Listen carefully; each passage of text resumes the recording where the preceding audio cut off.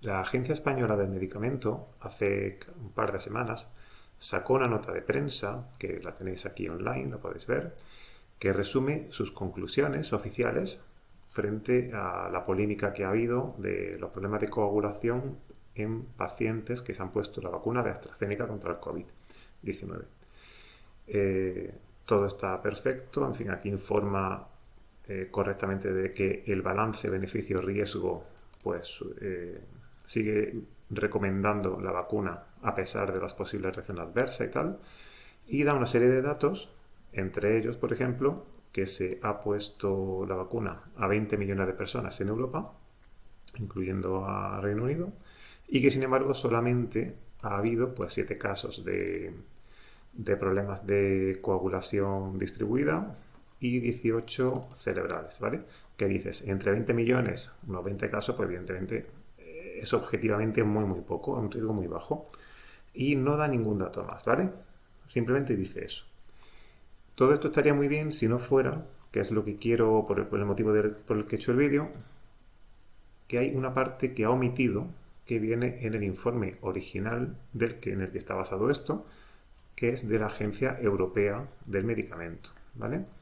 Y que explica los movimientos que han hecho Francia y Alemania.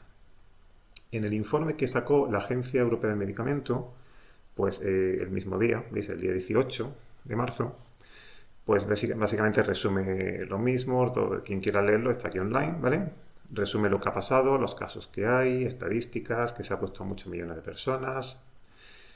Y sin embargo, aquí añade una parte que me ha llamado mucho la atención, que ningún medio español, yo no lo he visto en ningún sitio, nadie lo dice, que en las personas menores de 55 años, en la mayoría mujeres, ha habido casos raros en los que ha ocurrido tales eventos de coagulación distribuida o cerebrales, pero sin embargo da una cosa muy importante, porque claro, no es lo mismo decir que un evento ocurre un millón, uno entre un millón, que decir ocurre un millón en los que se han puesto la vacuna en comparación con qué, cuál es lo esperado.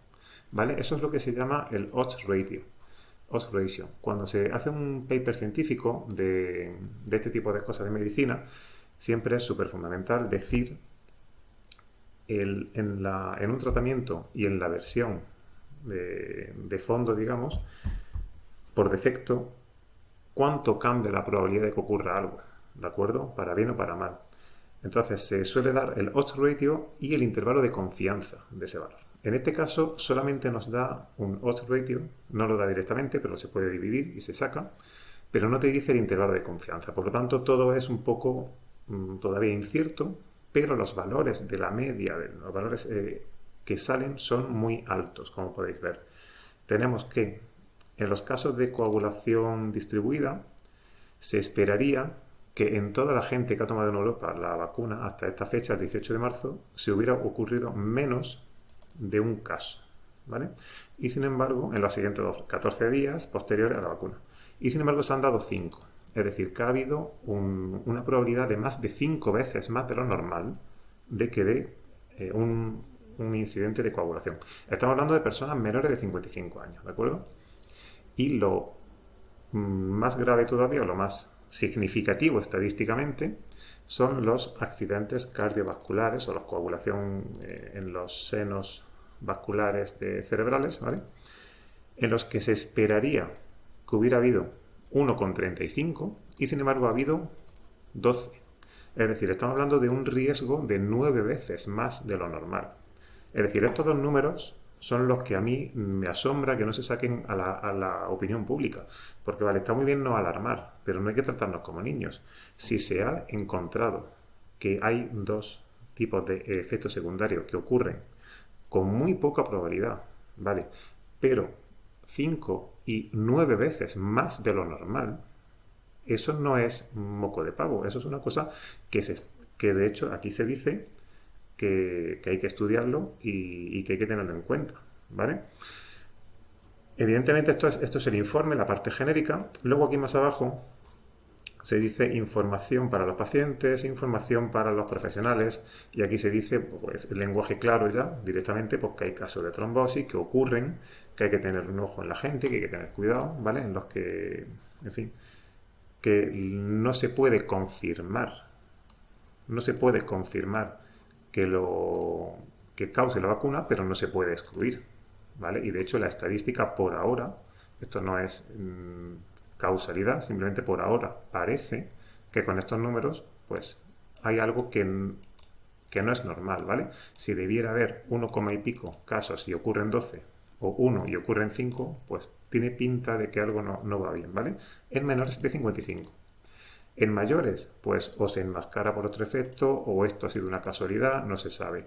Pero en mayores no se ve esa incidencia, solo en menores de 55, ¿vale?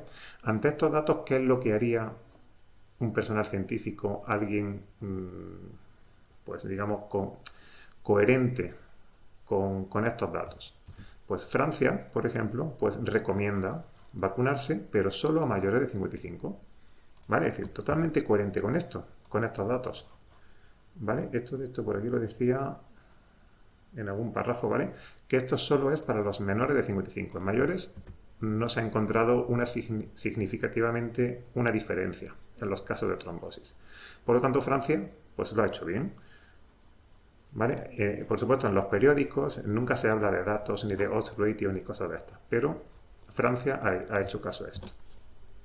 Y Alemania lo mismo. Ya por fin ayer salió la noticia, 30 de marzo, ha tardado más Alemania en este caso, no sé por qué, que solamente se la va a dar a mayores de 60, no solo 55, sino 60, por tener más seguridad, supongo. Ellos habrán analizado los datos, mayores de 55, mayores de 60.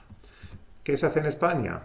Pues mira, lo contrario, o sea, no lo contrario, sino que se ignora estos nuevos datos.